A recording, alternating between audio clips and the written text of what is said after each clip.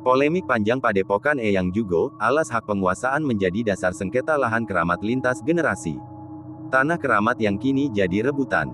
Kabupaten Blitar, Jatimwarta.com, udara sejuk lereng desa di antara Gunung Kelut dan Gunung Kawi ini, yang biasanya membawa ketenangan bagi para peziarah pesarean Eyang Jugo, kini menyimpan ketegangan yang tak kasat mata. Sebuah polemik panjang tentang status kepemilikan lahan Padepokan Eyang Jugo kembali mencuat ke permukaan, mengundang perhatian publik luas dan memantik diskusi panas di berbagai kalangan. Polemik lahan Padepokan Eyang Jugo di Kecamatan Kesamben, Kabupaten Blitar, bukanlah isu yang muncul kemarin sore. Konflik ini telah berlangsung lama, mengacu pada riwayat dan sejarah panjang yang melibatkan berbagai pihak dengan kepentingan dan perspektif yang berbeda. Telah terjadi sejak lama, status lahan Padepokan tersebut menjadi banyak perbincangan di kalangan publik hingga saat ini. Banyak pihak menginginkan lokasi tersebut tetap menjadi tempat yang sakral dan keramat, namun bukan berarti dikultuskan secara berlebihan.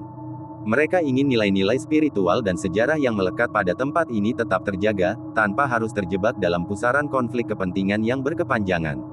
Saat ini, lahan Padepokan seluas kurang lebih 5 hektar tersebut dikelola oleh keluarga Arif Yulianto Wicaksono, yang akrab disapa Bopo Arif, yang sekaligus menjabat sebagai juru kunci Padepokan. Ia adalah generasi penerus yang mewarisi amanah untuk merawat dan menjaga peninggalan Eyang Jugo. Dokumen semuanya ada. Kita dasarnya itu dokumen putusan tahun 1934 nomor 6 tahun 34 yang dikeluarkan oleh Mbah Sabu Jagat. Mbah Sabu Jagat itu sekarang camat, kalau dulu kan asisten Bedono. Mbah Sabu Jagat itu di putusan 34 itu diterangkan bahwa ini asal usulnya 34 ya. Mbah Sabu Jagat punya inisiatif, terus akhirnya mengumpulkan tokoh-tokoh masyarakat di sana ketika itu dijak musyawarah, sarene Mbah seorang aulia, seorang wali, seumpama kan tanah itu tanah perwajikan. status awalnya Tanah perwajikan. itu tahun berapa? Sebelum tahun 34. Sebelum 34 itu tanah Bajugo itu tanah perwajikan. Perwajikannya artinya secara administrasi menginduk kemana? Bayar pajaknya itu ke mana? Ya otomatis kan ke pemerintah. Zaman itu dulu kan ya Hindia Belanda. Berarti zaman itu sebelum 34 bayarnya ke Belanda. Ya neng ini Hindia Belanda. Hindia Belanda. Tak terusnya dhisik. Nggih, tak terus dhisik. Dan sepakat tokoh-tokoh sedesa Jugo dalam musyawarah itu sepakat bahwa tanah peninggalan Bajugo dilepas dari tanah perwajikan dijadikan tanah latok dikelola sama clear. Dokumennya sampai sekarang asli masih tersimpan dengan baik. Bahkan 3 tahun yang lalu dari kearsipan kabupaten itu meminta untuk didokumentasi biar nanti kalau ada sesuatu hal yang tidak baik terus dokumen itu hilang, itu di kearsipan kabupaten masih sampai sekarang masih tersimpan dengan baik, asli. Jadi dasar lek ngarani no undang-undang dasare kaitane karo pertanahan bayi ya putusan 34. Setelah itu ada perdes, ada tidak kurang dari 5 sampai 6 perdes yang membicarakan terkait dengan tanah bayi. Bahkan perdes terakhir itu tahun 2019 itu perdes terakhir. Iya, terkait dengan kebijakan itu. Musdes, Mas. Berarti kan dasarnya perdes itu kan musdes, musyawarah desa. Semuanya ada. Pak Camat ada, Pak Dan Ramil, Pak Polsek ada, ada, dari Padepokan ada, Mas Ari Padepokan juga hadir, tokoh masyarakat desa juga semuanya juga hadir terkait dengan ACT Mbah dan di Perdes tahun 2019 mengacu dengan Perdes mengacu pertama pada putusan 34 nomor 6 dan 34 dan Perdes sebelumnya sepakat bahwa tanah Mbah menjadi aset desa. Saya kepala desa sekarang otomatis ya pau gerane ya sama takone nyaman to Mbah ora sampean kok dasarku ya Perdes. Saya sebagai kepala desa kalau tidak melaksanakan Perdes nanti kan ya salah saya. Mas saya kepala desa itu kan tiap tahun ada pertanggungjawaban kepala desa termasuk menjalankan Perdes. Baik, sebelum kami kembali coba kuasai lahan itu siapa? Dikuasai oleh siapa? Posisi fisiknya? Ya ini nggak nganu ya. Makanya kita ngerti sejarah ya setelah ada putusan itu. Berarti kan putusan itu ditarik dari tanah Permajikan, dijadikan tanah apa? Saya itu kan otomatis ditarik dari Permajikan. Otomatis kan ya ketika itu ya desa mungkin kemungkinan sebelum tahun 98 kan nggak ada keterangannya. Nggak ada keterangannya itu. Makanya kan gitu.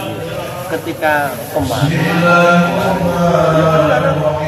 tak kira sama nih ngomong kita orang oleh informasi kok itu menggani keluarga Padepokan dan ya makanya kan sing mesti Mas Agus itu oleh informasi kok. Makanya gini setelah pemasangan pagar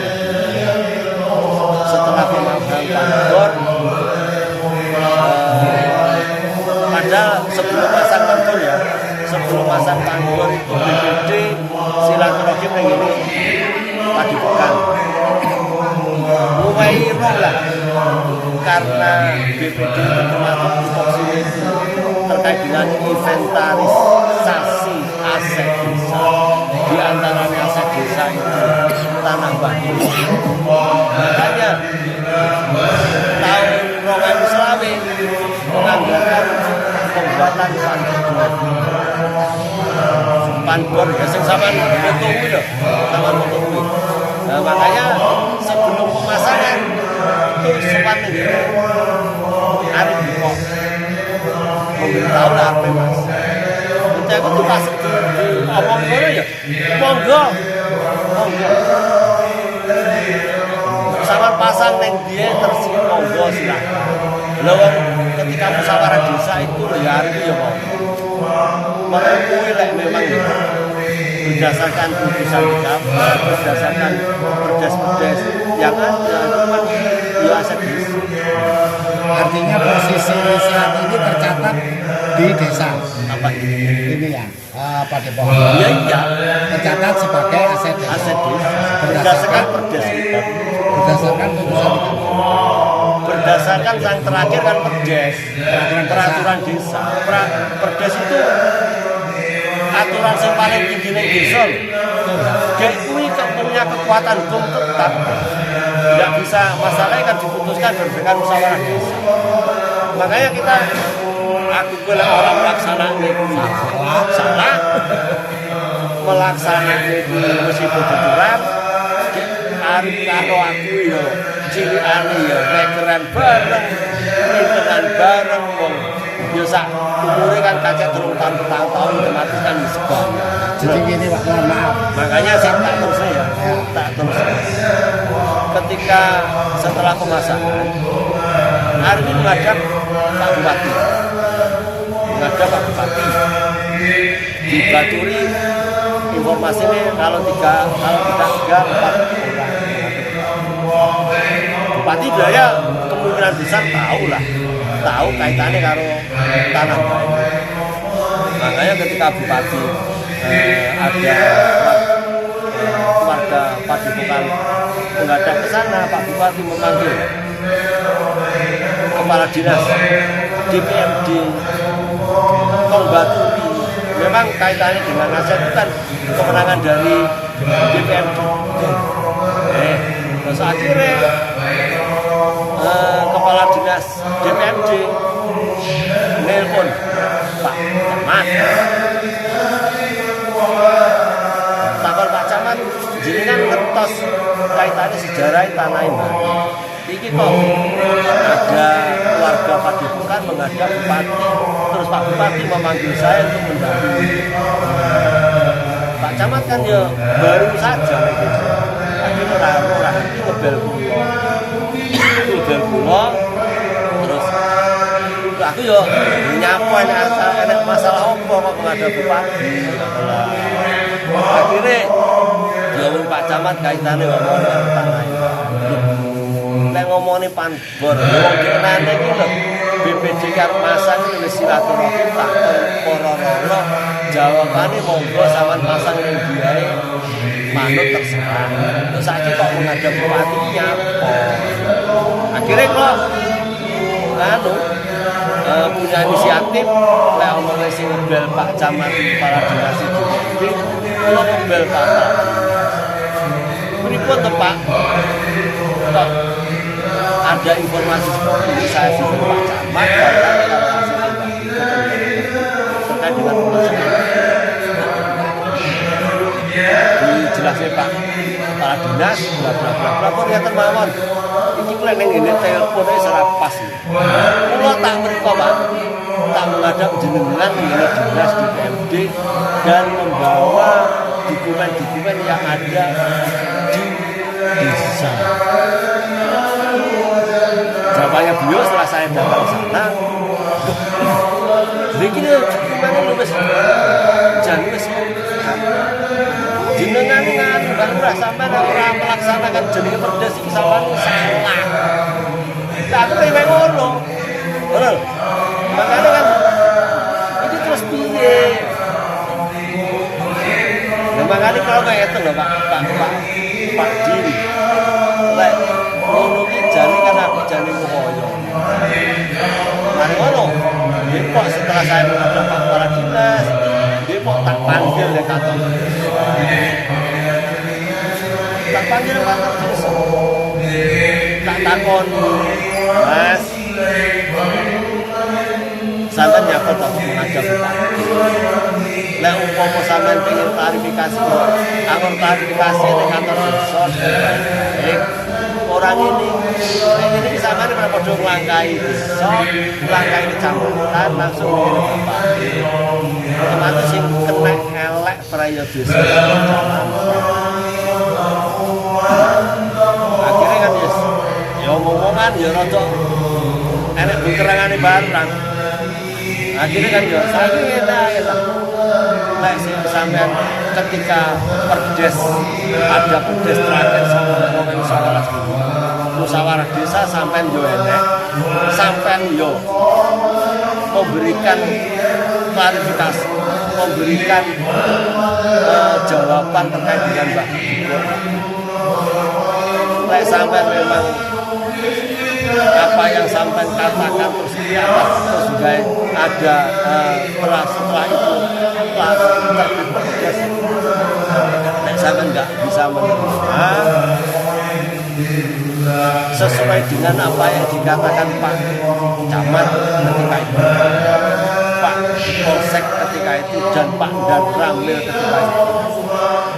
Padepokan kalau memang tidak setuju dengan perdes ada celah untuk ke jalur hukum. Sekali lagi ada celah untuk ke jalur hukum. Silakan gunakan celah itu. Terus Pak Kapolsek itu kan tenggene perdesnya wonten narasi-narasi dari Pak Camat, dari Polsek, dari Dan Ramil itu ketika itu Pak Kapolsek kan saking sekarang gini Mas Arif, lek sampai ini merasa dirugikan terkait dengan hasil musyawarah desa ini dan nanti timbul perdes. Sampai ini dasarnya juga sudah dibacakan dari tadi itu yang dibacakan putusan 34 dibacakan kita musdes, terus perdes tahun 78 dibacakan, 92, 96 itu dibacakan. Sampai ini dasar ya dasar ditakoni ketika itu omongnya uang siting loh lek ngomongin kaitannya kan disetkum lho kuwi apa yang nyambung jangan mas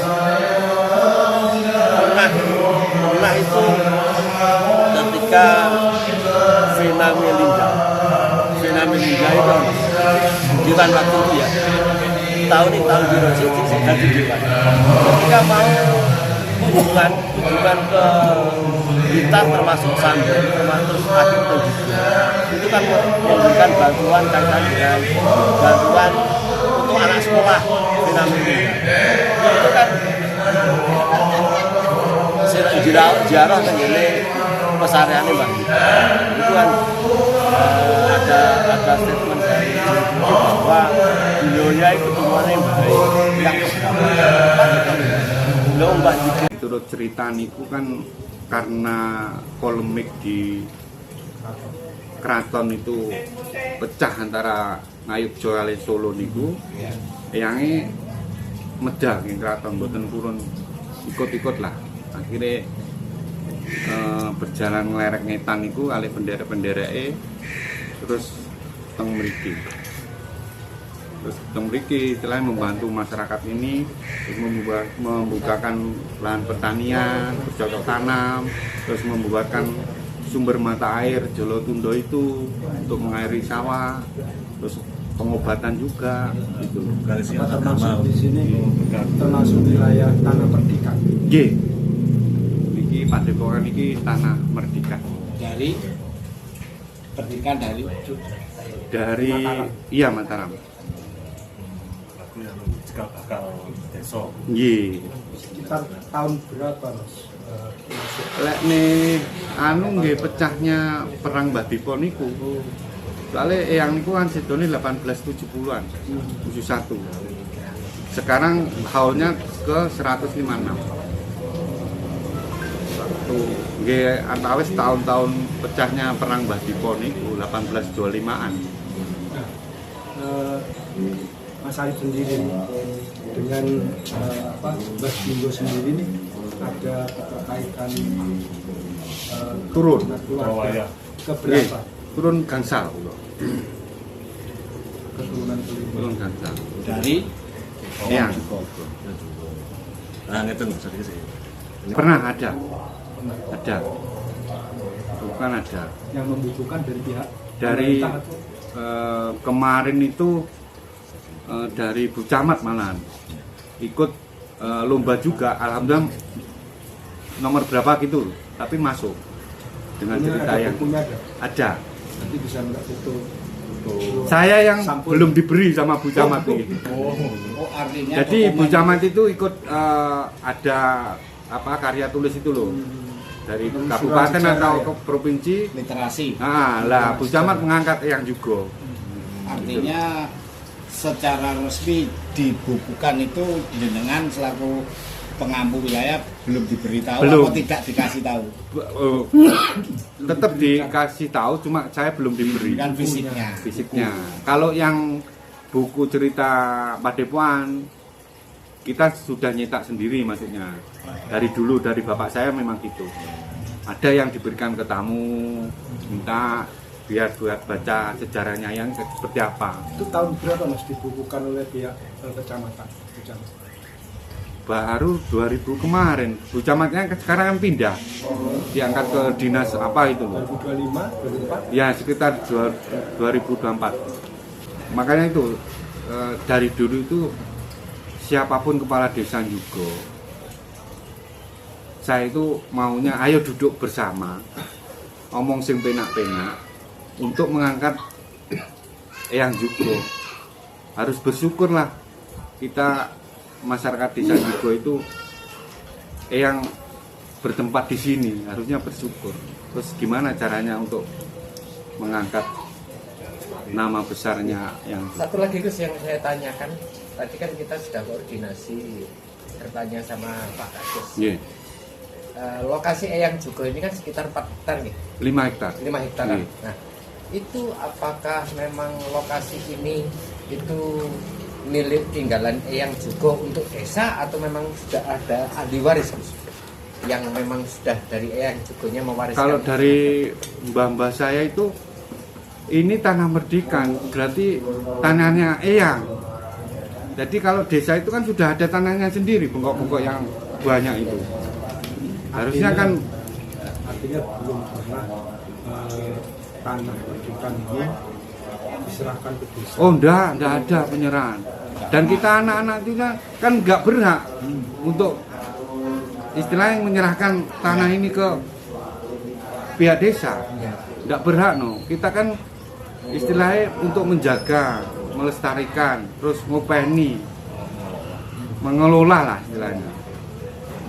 Tapi kami tadi melihat ada plang itu Ya, ada desa, aset desa. Lah, Jadi itu kan- tanggapan jenengan seperti apa? kalau saya tanggapannya yo kok wani-wani nih. Apa sejauh ini sudah pernah diajak Nggak duduk ada. bersama Nggak Tidak pernah. di Nggak dalam tahu. Musdes Nggak ada. Satu kali sebelum itu. terbitnya Perdes? Kalau perdes kan dianya itu kan dari kepala desa sekarang ini apa ya istilahnya kan perdes yang dulu-dulu. Ya. Yang dulu-dulu. Nah, artinya kan gini, bahwa pihak kepala desa menyatakan itu berdasarkan perdes. Ya. Perdes berdasarkan musdes. Ya, Dalam musdes itu mengaku bahwa pihak keluarga sini sempat diundang untuk membahas itu. iya, tapi kan salah itu semuanya. Seperti Salahnya apa itu? seperti apa? Salahnya itu gini, waktu yang itu maksudnya perdes yang tahun berapa itu 79 toh. Itu kan zaman kakek saya. Kakek saya umurnya 75 tahun. Dan waktu itu jam 10 malam rapatnya. Tanpa ada pendamping keluarga. Terus tanda tangan kakek saya palsu. Nama kakeknya? Nggak tahu, pokoknya palsu Dipalsukan. tanda tangannya. Nama kakeknya? Mbah Subari. Mbak Subari. Iya. Orang dulu biasanya cuma Nah, Di atasnya Mbak Subari?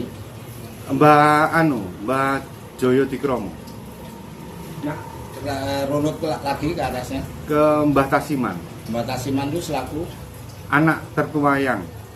anak kandung apa anak enggak? Nah itu kan dulu itu ceritanya kan disamarkan semua biar anak turunnya ndak hilang. Maksudnya ndak dianu pihak VOC. iya, iya. Bahasanya ya anak angkat. Karena Ya, yang itu nggak mau ketahuan lah anak cucunya. Itu hampir di semua Nusantara. Iya. Itu karena gejolak politik. Iya, saat itu. gitu. Benar, kita mengakui. Kalau itu Pak, Ya, artinya makanya itu. gini, secara legalitas, secara administrasi, penguasaan fisik itu dikuasai oleh silsilah dari Mbah Eyang Jugo. Ya turun temurun. Itu sejak tahun Ya itu sejak 1800, iya lalu dilanjutkan oleh dengan anak-anaknya turun anak turunnya. Iya. Dan itu secara fisik dikuasai hingga hari ini. Iya. Lantas terkait dengan kewajiban administrasi pintu pajaknya seperti apa? Nggak ada pajaknya. Nggak ada pajak, Nggak nggak ada. membayar pajak. Nggak. Berarti Nggak ada. nggak ada ya? Artinya tanah ini statusnya apa? Merdekan. Perdikan. Perdikan. Secara administrasi kenegaraan bayar pajak atau tidak? Nggak. Nggak ada Nggak PP ada. pajak ya? Nggak ada. Ini tercatat di badan aset daerah apa enggak? Aset Ya. ini. Asetnya yang ya pasti tercatat toh. Cuma kan anunya kan tanah Merdikan. Berbunyi apa Pak? Di catatan Wah di... itu saya nggak tahu. Nggak tahu juga. Nggak tahu saya. Kalau desa ada tercatat ini di desa. Nggak tahu juga. Nggak tahu saya. juga ya. Terkait- Artinya gini, artinya secara legalitas aset ini Ya. itu yang mencoba kita mencari titik temunya. Ya. Coba nanti kita luruskan mana yang benar kan gitu.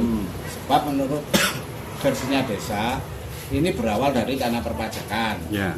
Kalau tanah perpajakan tahun 1934 itu artinya masih zamannya Hindia Belanda. Ya. Berarti kan waktu itu membayar ke Hindia Belanda. Ya. Bukti pajaknya ada. Ya, saya nggak tahu. Nggak tahu. Pihak desa pun mengatakan belum Tahu jelas loh. juga, masih samar-samar saya tanya. Setelah putusan tahun 1934 itu muncul musyawarah besar melibatkan katanya versinya Kades melibatkan Dandim, Camat, Polres dan lain sebagainya, pihak semua pemangku kebijakan lah, intinya itu untuk menyatakan diputuskan bersama katanya bahwa ini adalah menjadi aset desa. Apakah benar seperti itu? Tahun 1934. Kalau saya malah kurang tahu, belum ada. Kalau saya pelajari tidak seperti itu. Tidak seperti itu ya. Secara dokumen resmi yang jenengan ada ini terkait dengan aset ini apa kira-kira? Semacam berkas tulisan atau apa? Wah, ada Ada, tapi ya? nggak boleh dia. Nggak bisa saya mengeluarkan. Kalau sepengetahuan hari itu perdes yang dipakai Kades hari ini itu tahun berapa?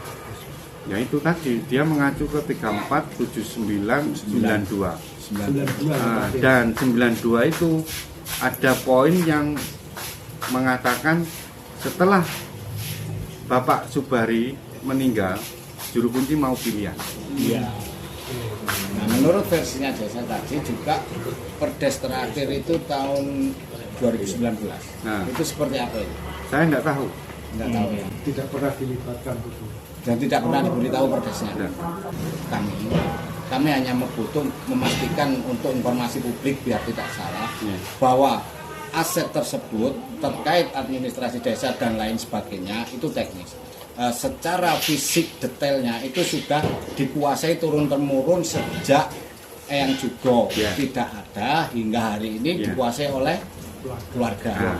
Kalau terkait sejarah daripada peninggalan Eyang Jugo yang sampai 4 hektar 5 hektar itu gimana, Pak?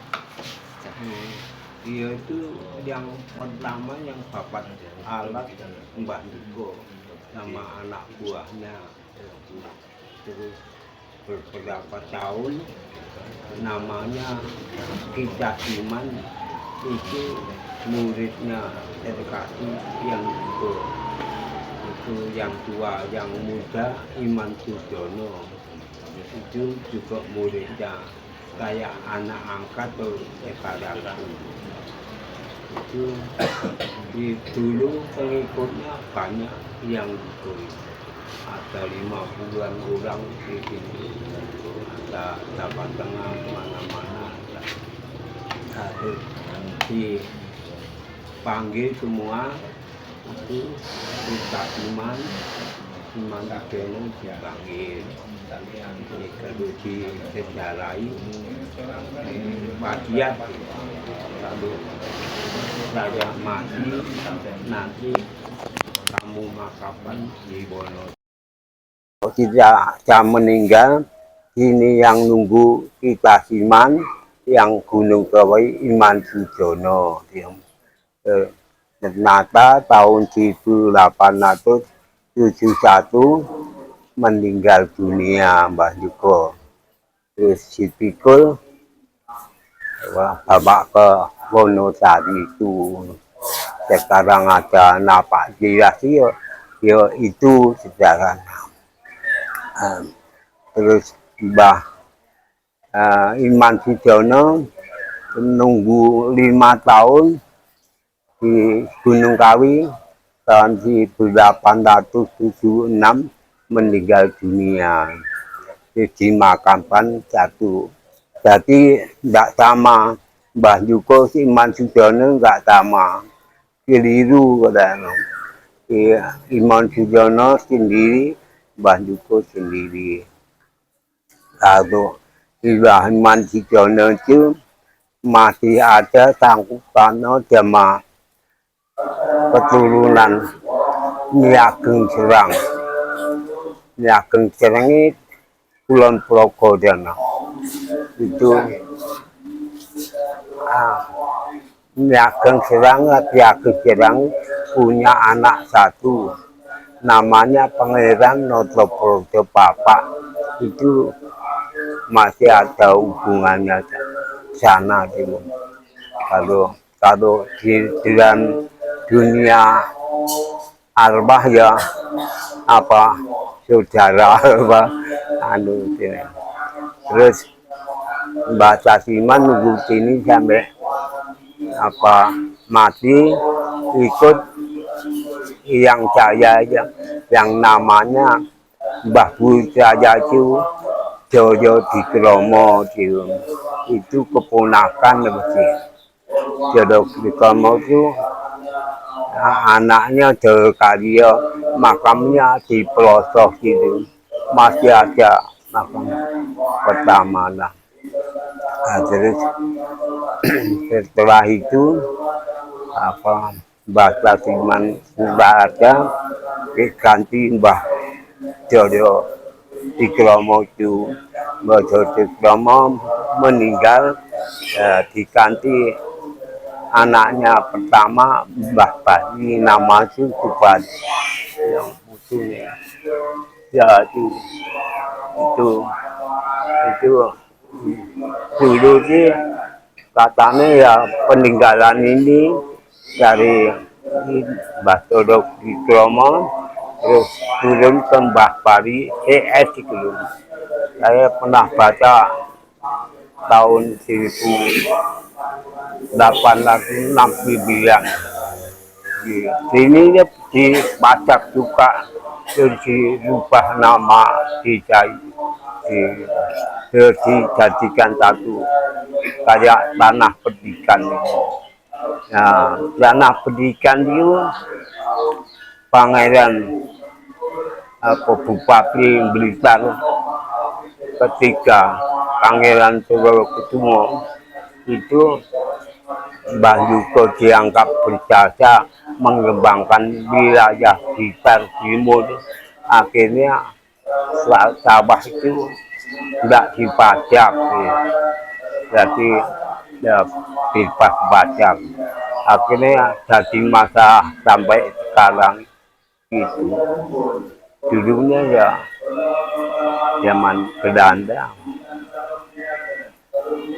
1871 ya begitu jadi kita yang saat ini memang benar-benar dikelola ya. dari silsilah keturunan Mbah Yugo.